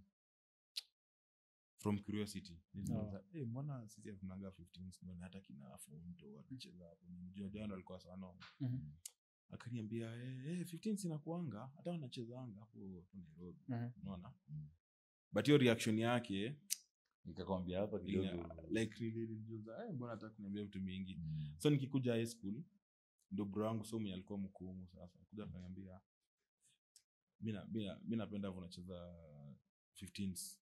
Una kick nini but best ile yako ni ya 7s. Okay. Nikamuuliza mbona juu una pass poa una kick poa. Sikuwa ielewa hiyo kitu by the way. Until later. Alafu sikuwa napenda 7s juu buda one man one tackle. Kazi. Hiyo ni kazi. Unaweza taka unajua hapo hakuna flank na kujia. Then the other thing unaona huyo fluff niliwaambia huyo nikiwa form 2 wewe mwenyewe walikuwa wanachezesha hata winga mwingine off position. Alikuwa ameniambia wewe fikiria on attack na kupanga team. tackles ulichukuliwa na flankers. Actually Form 1 nilikuwa na tackle bro, like Okay. nilikuwa naweza simamia big boy, lakini Form 2 itatuenda. Kaenda soft. Flankers wako. Flanker atakuwa itu hapa mbele. Yeah. Okay. Nigesh. Yeah. So Kwa hivyo. high school umemaliza Afu Form 3 nikatoka shoulder. shoulder ika injury serious. Na the same day nimeumia sasa hivi. So ilishukanga, so yo uoga. Wow, I think the best, okay, see the best, but one of my best highlights pia tuliendanga Menengai Opens. Ya high school. Kumbuka ya high school hatujaenda nationals, hatujatoka. So ndio iliwapatia tour. Hiyo sasa hiyo ni Form 3. Tukaona na kina Zef, hata Zef. So tumefika kwanza usiku nini? Tusema fuck. Huku ndo Nakuru na kai hivi. Ndio kwanza hapo lights mingi kwanza usiku unachanganya. Giza malemba ndio lights ukiona lights gani security lights za dome, classes si mingi. But hapa ni lights za tao. Za kila mahali. Furahi. So tukajua hapo tumekuja place poa. Ndio at least hata tumetravel long sasa. Yeah. The longest actually. The longest one nimekuwa na high school. Actually ndio the only tour. Ama ya rugby. Tulikuwa na tutua hapo. Kwenda St. ilikuwa tour bro. Ya kutoka outside west. Sasa unajua Kimusingu. So tour ya Menengai iliendaje? Ilikuwa refu. Iko on, tunashuka tunakula mamiwa nini. Tunaiba mamiwa kwa malori. Ilikuwa fiti. I think hapo ndo storyline ya pia sikuwa na rada ilianzia. Ile za Kajaba. Nice. Unaona? Vitu afu pia hizo time hizo vitu aziko zinaka enjoyable but ziko pia destructive, unaona? Okay. Wasi unaona wasi wamekuwa mbele yako wamekaa matei nini. So ilikuwa kitu poa actually. Kwanza kurudi. Mlishinda kwanza tuona mama. Ngoja nikwambie. Sasa tumeenda yo day 1. Tuko na Jamhuri High, sijui ama nini. Tumepiga tu machuano. Jamuna haijai kuwa on rugby. Machuano. Sasa tumefika game ya mwisho ya siku. Ngoja ni nani? Menengai Oilers. Ndio tunaenda kupatana kina nani? Nyaundi. Davison. Ule Roy wa Nakuru. Huyo tackler huyo. Deadly. By the way, huyo ndo nasikia the hardest tackler in rugby. Hapa kupeleka injury. Unaweza kila msee. Hiyo time yeye alikuwa on high school pia. Alikuwa on. Roy kulikuwa na msee fulani Brown hivi. Kulikuwa na wasetu wa Deadly wanatoka bench. Kulikuwa na mama step up, a big boy. Lakini ana step na kutoka vizuri. Skutu alikuwa namba 8 ana kick na anapiga. Noma. Ilikuwa mbaya bro. 55-0. Alafu unajua I think home teams pia I think ni kitu mbaya but pia I think walikuwa too smart. Waliofanya nini? Walitupea food. Of course. Dishini hamjaiona hii. Alafu sisi tumeenda pale tunapata ni food data iko at least kuliko yetu. Different. Tumepakia. 1 hour tunaambia tunafaa tucheze na Menengai. Tulitry hata kuimba hizo mambo. Energy ikuji. Atatia energy ikuji. Energy ni mingi. So tukaenda tukacheza nao. Ulianza hiyo game of course. Mimi starting. Kwanza no shoulder mbaya, si hiyo time. Okay. Niko tu hapo na Zefi. Kwanza Zefi akitoka na feel mbaya sana. Game kaisha. By the tulicheza poa mimi na Zefi. I think hapo ndo tulijua yenyewe tuko na chemistry. Okay. Na tuko ipendana down the years. Yeah. Till hiyo mwaka. By the hiyo ni kitu mliongelelea ama ilikam tu natural. Nje tulikuwa on, nje tunapatana hapo canteen, tunaomba mabench. Dogo. Ananiambia wewe ananibuli, ananiambia for one bana hiyo 10 bob. Moja ni yangu. Lakini unajua nashangaa. Zef anakubuliaje? Ni Ni kafupi nataka kuimagine. nilikuwa mdogo kuliko Zef. ulikuwa mdogo kwani ulikuwa mdogo aje cause ni ako kama mtu ni kafupi kwanza sasa ni mfupi sana imagine high school na imagine akiwa high school alikuwa aje alikuwa anatocha na loka mimi nasema Zef aliacha kugrow high school amekuwa tu the same kila kitu yake aliacha kitu inaendelea rudi hiyo Warren amtandika proper tena kupara Zef bana lakini ni ukweli ako naye anyway chemistry kakam alikuwa akona wase walikuwa namtambua pia walikuwa wale magwangi wa chuo wale asumbua nini magwangi so either way akona influence unajua high school so then pia rugby unajua Jumika mi si unaona venye tu hiyo captain alikama akasema boys nini hiyo tu sikuwa kwa bully mimi nilikuwa nasumbuliwa tu na msa rugby na najua hiyo ni playful juu huwezi nifanyia kitu nenda kuambia captain yes anakuumiza vibaya sana nice hata kuna time hii alama nimeingia kwa huyo msetu nakwambia huyo alikuwa winga akaletwa center sasa wamesema wewe ni 10 Conte hapo unajua before tizi anze zile Conte zile za kama mangombe zinapiga hivyo unatoka huko boda mnapatikana hapo katikati so mimi nimekaa miss Juk baba boy kumbe afa alikuwa mhard nimeingia hivi ule feel nilisikia tu nikaa nimezima alafu naamka napata meno iko hapa hivi so ulijono hiyo nikaa hiyo tukao form 2 by this day feel love ya rugby ka hapo yote mafika kama kwa saa wananiletea food unaona wananiletea afu unajua sikuwa nakula vitu zingine sasa uji soda na mkate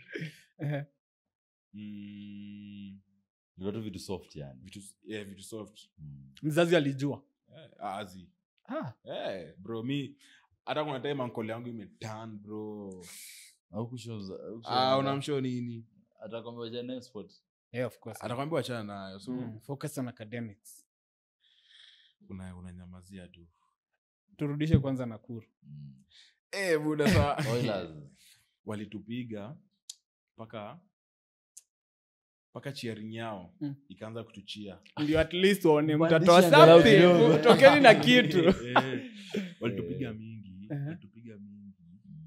Nyaundi ana swalo mlienda hivi alikimbia alienda so ilikuwa experience so tukasema at least tumemalizana naye hiyo ni day 1 and day 1 day 2 so tumepatana na chuo fulani hapo then Bwake wako strong kwa sahihi but walikuwa na try that's in Kitale Bwake hiyo ni semi kwa tushashinda semi sasa tumewapiga kitu ka 29-5 finula sawa jirani mene wao tena twalionyesha Sekienu kwanza nataka kuelewa Sekienu ilikuwaje considering what had happened the previous day kwanza ilikuwa like big sana zema ya saika hiyo alafu unajua senior players pia walikuwa na bonga I think hiyo ni kitu venye yeje yetu hatuwezi ona watu wakibonga but wanabonga unajua kuna leaders hapo katikati so alikuwa anasema boys hata mimi nasikia nimeshiba lakini inichomoka unaona anatuchocha mimi naona yenyewe jamaa ametense lakini anatuchocha tumeimba hapo nini sikia sauti ya Musingu Musingu kwenda wapi tunarudia nationally hiyo ilikuwa sacrifice nilimba 4 years bro 4 years until your time naimba hapo mene na feel niko na show na huko ifika ilikuwa mbaya so hata muimbe aje chwani standard mliokota chwani tena hiyo game yetu hiyo ya pili tulikama pia na defensive measures zenye pia ziliwaumiza Julius sema sasa tulikuwa tutinga shaka day 1 walipigania walitafuta walipigania ilikuwa msee anapigwa pa tumenok kina Roa anapata ball dude na get haya tukuja ile tuwape kick off to defend kwao hata wana knock bro tunapata scrum down sisi si team tumetrainiwa proper tunapoteza hiyo ball dude naona sizo frustrations zilitupiga but they hiyo finula alitupiga kaka 48 hivi na mlifunga si mingi nani alikuja kuachia game nani Amanda ama Molly nani? sasa hiyo time sana niko heartbreak sasa ngoja ulipoteza mmoja sasa niko na Amanda sasa niko na Amanda na Amanda alijua that umeachana na nani unatujua na wako comfortable wata kuua atamaliza so nikaa mkacheza na so hiyo time fulani sasa niko na nini Molly but the ode mangewahi kubali ati iende sana ile design like hata maybe say hapo ndo ningekuwa buda na hapo ndo maybe singecheza rugby ama rugby yangu singecheza sana so ilikuwa for the best I believe hiyo for the best bado me for the best yangu ilikuja nyi kuachana ilikuwa for the best iliku benefit more juu nilikuwa na feel naweza enda mbali na mimi nilikuwa na feel hivyo sasa si rugby progress yako like mimi nasema tu yenyewe dem alikuwa tu that is what you simply saying alikuwa tu mtamu yani singemwacha ati nenda grao bro haingewaka unajua nikienda grao na nikirudi ameenda home na maadhi amerudi okay so grao na rugby muli na so nilikuwa naambia mimi ni mnoma rugby itakuwa na Molly alafu nitaingia tu kucheza game ya kwanza so heartbreak ukadiliayo aje okay at first nilikuwa scared kati ya madem na I think hiyo ndio ilinirudisha rugby Wales mbio like ukieko kwa gap ni wewe tribal alafu tulikosana naye juu kuna time alikataa ni okay alikataa akasema no mimi naenda home kumbe kuna mse mwingine kwa okay na just imagine siara sikumfuata nilimwacha tu but hiyo pain nilikuwa nayo bro kaenda kuitolea grao kajiambia hiyo Bulls narudi ikatupatia Olympian sai Bulls ukwenda Bulls nenda Kabras Osimbo alikuwa ametafutwa na Kabras tukiwa chuo so afu gym pia tulikuwa tumeanza kupiga naye mimi nilianza kupiga gym na Osimbo chuo tu hapo je Osimbo alikuwa msewa art so kwa hiyo art buda umeunda mambasi mingi so tukaanza kupiga naye gym so akakaa mtani tukaanza kupiga gym ya soma schedule kali kama by the hapo kila msee mnoma ametokea jokali hapo niko sure kina Mwanji kina Jabu wapitia hapo sasa Kabras akitoka Kabras kaenda naye ati mimi nampeleka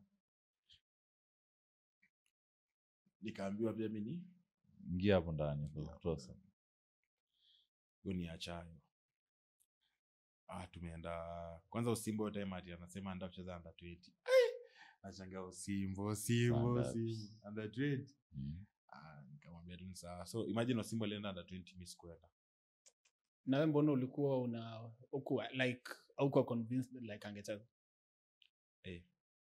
no sisi tumeona chuo bana ikiwa kazi wetu bana sawa big walikuwa sawa big wanakaa tu wazee by the alichezalia 2020 I mean niko sure Osimbo alianza na mbao sure high school for 420 Osimbo alianza na mbao by the nyinyi msingu mlikuwa na mamluki si ili happen ndio mwaka wetu na ilikuwa Alton na boys fulani anaitwa Aga na kingine kanaitwa nimesahau jina yake so ni out Justo sasa hiyo anacheza Aga anacheza but Alton anachezi na Justo anacheza wewe ungepatiwa an option ya kurudi high school one more year no because of rugby no ungerudi good. Anyway, ukaenda Kabras. Pia unajua after high school ndo nilikuwa nimesema nitacheza rugby juu high school nimeshikaziwa. Sasa hii uko na freedom yako sasa, so utaigwa rugby. So niliacha kuongea na Molly sasa. So hakuna msana occupy my days space yako. Amanda pia alikuwa mdogo wangu so bado kalikuwa high school nini. Though me si ati nilikuwa na siko over 18 hiyo time. Alikuwa kama 14 15. Yo. But mimi nilikuwa 17. Iko sawa bro. Iko sawa ama na imagine manzi yako 14. Na karibu mwili ulikuwa akona matako bro. Hey! Nasema hey! Relax G. Lakini ako 14 anyway. Nyinyi wote mlikuwa under age anyway. Anyway ukaenda Kabras. Mimi nikaenda Kabras. Gym session, Richard alinifinya. Alinifinya mbaya. Gym session hapo tukaenda ground alafu training session ya kwanza ilikuwa bouldering. Juu ground ilikuwa na bomoa nini. Tulikuwa tengeneza tu. So Obiero akaniona, wewe Obiero nilikwambia huyo. Yes, songesha mic. Obiero akaniona. Na time alikuwa coach wa Bulls akaniambia lakini Kasiti. Kasiti zikawa namjua. Ni pia ni msana anashikilia high school rugby sana. Akaniambia Mzito, tumekuona ukigrow. Hatuwezi kubali ukuja hapa kwa stagnant. Toka huko penye huko. Ujua hata utrain kama first option ya number 10 ukuje utucheze hii number 10 jua hizo anaenda wewe hizo nilikuwa nimwambia alikuwa sana zeeka anapiga yake ya mwisho nikafikiria manzi nikasema Kenya Cup niko ya kwanza kucheza Kenya Cup from high school animaliza mimi niko okay Bulls nayo nayo kama tumeenda Impala hapo sasa ndo narudi sasa tumeenda Impala hapo next game ni Queens Home nilipiga double shift nilianza bench nikakuja hasa hapo ndo niliona Mbaka bro alikuwa big alafu akapeleka msee wetu mmoja concussion nilisikia baby fuck kila msalimu after hapo game by the way ilikuwa kitu kama 12 10 19 after hapo 40 ziliingia tu kuingia ambaka anakimbia anafanya highway fungulieni kijama njia so after hapo homeboy nini CB walikam but hiyo nilicheza game yote bench ilikuwa mbaya by the way ilitoka closest 24-16 hata tuko expect yote ya Kabras bado nilikuwa na Molly hata nilikuja kuwatch game na Molly kaniambia si ucheze tu kaenzako the simp I am nasemanga nini wewe anamwambia mimi niko na wewe sasa kucheza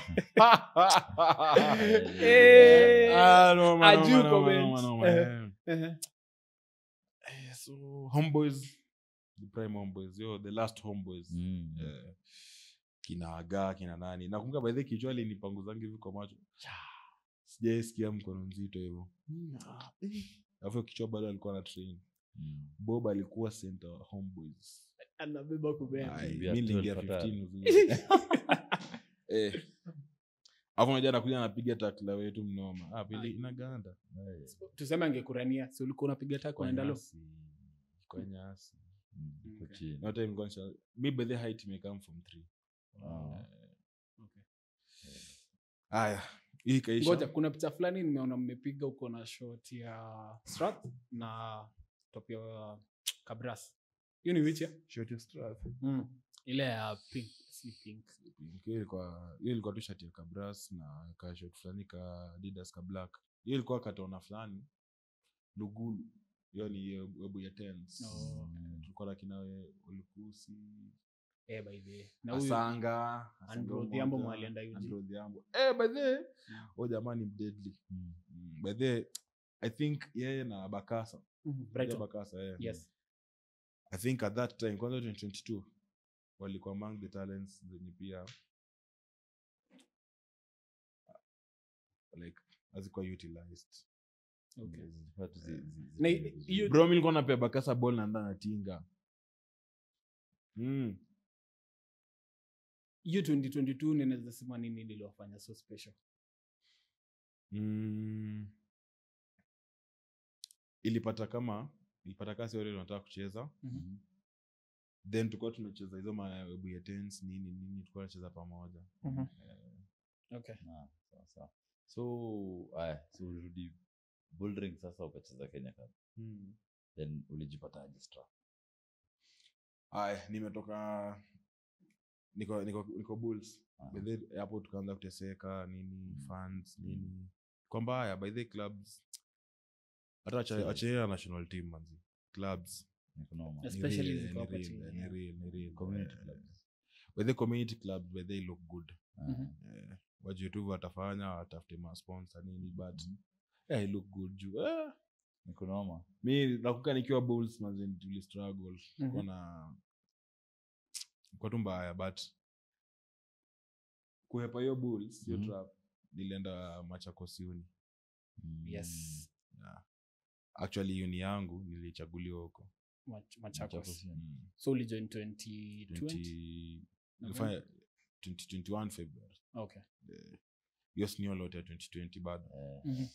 So kasoma so hapo unajua sasa siwezi enda kucheza Bulls tena.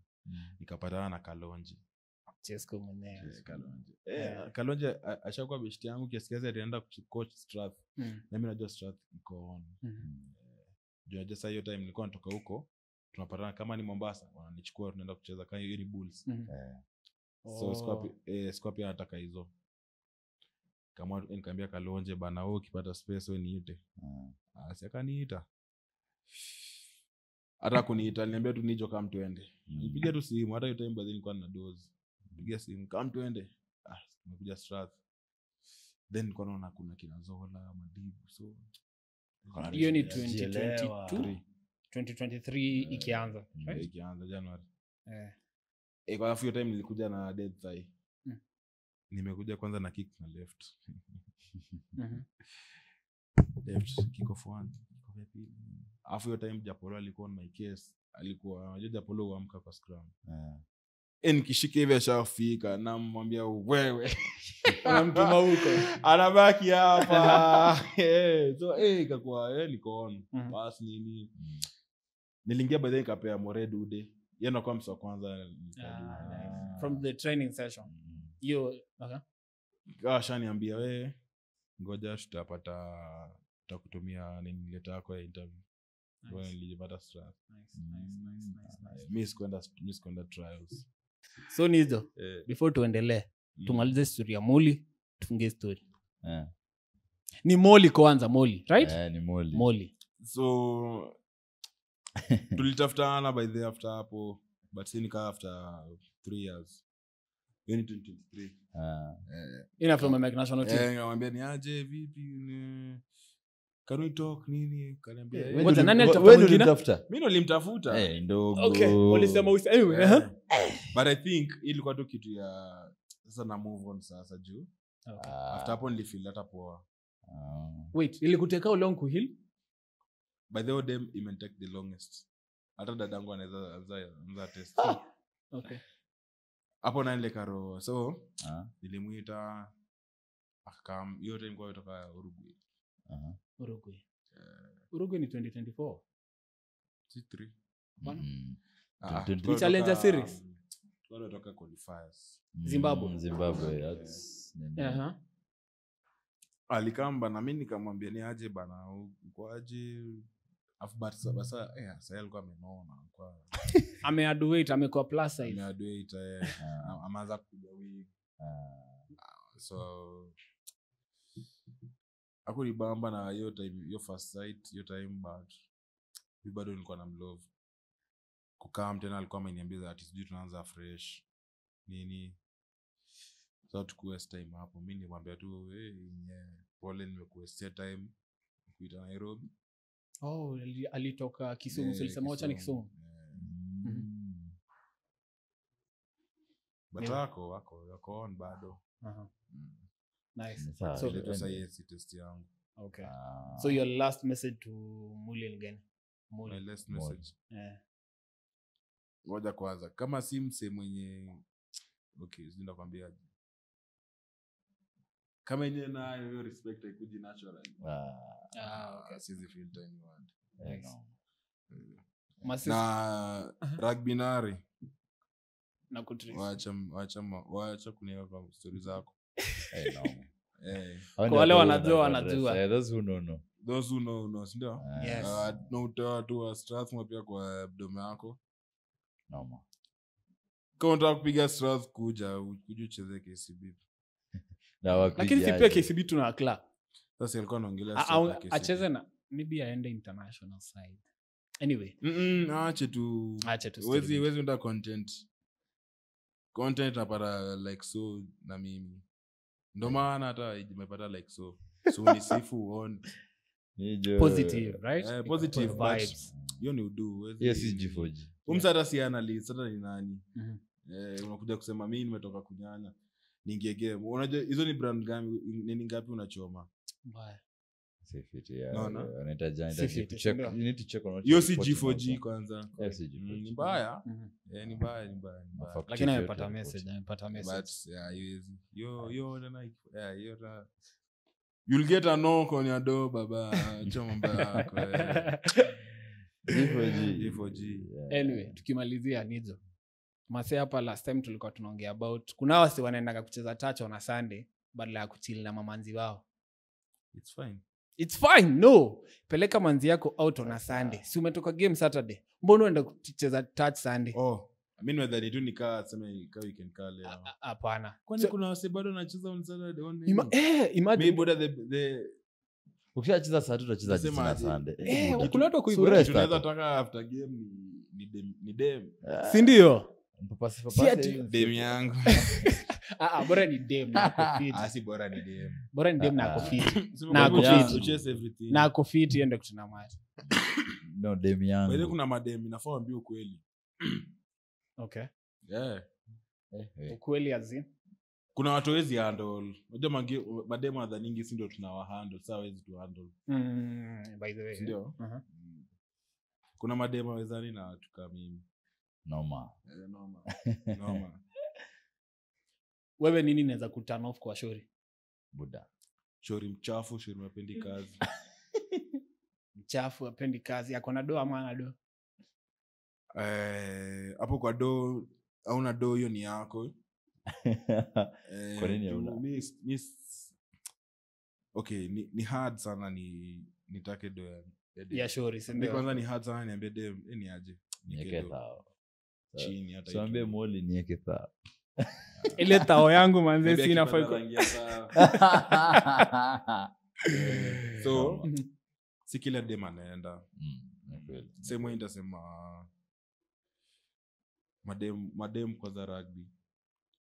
Madem anaanza kuja dem anakam tu rugby, ana fall in love na game, unaona? Ana fall in love na vibe ya wase. Unajua kwanza kuna kitu dangerous. Kama dem anakuambia ame fall in love na vibe ya rugby. Uko like mimi najua unajua hatu ni wanyama. I know my friend. Na advice sana wase waneni tu usikuje kutafuta dem kwa game za rugby. Okay. Gone are the days. Lakini mimi nahanga na ni ukweli bro, ni ukweli mimi nahanga na G4G man. G4G. Wewe niambia ati wewe uko na udem. Huyo dem amekuwa na udem. Afu dem ati anatafuta na ati mimi nikubali. By the way makes sense. I makes sense. Makes sense. Hata kutafuta kuja nitafute. If I could anything close to that. Lakini pia kuna watu tu wako njaa wanataka tu kila mtu. Hiyo njaa sana. Watu wa love. Peleke hiyo njaa yako. Si kila anyway, si kila. Hebu ifikirie hivi. Yeah. Ambia msee wewe unanyoranga watoto. Okay. Ya kile hapana. Umeona? Sasa uta feel disgusted bro. Uko na dunia kaa ngapi kwa vitanda za demu kuingia bro. Wanaume. Sisi mademu ana mademu ana need sana wanaume. Men are always the prize. Men always know that.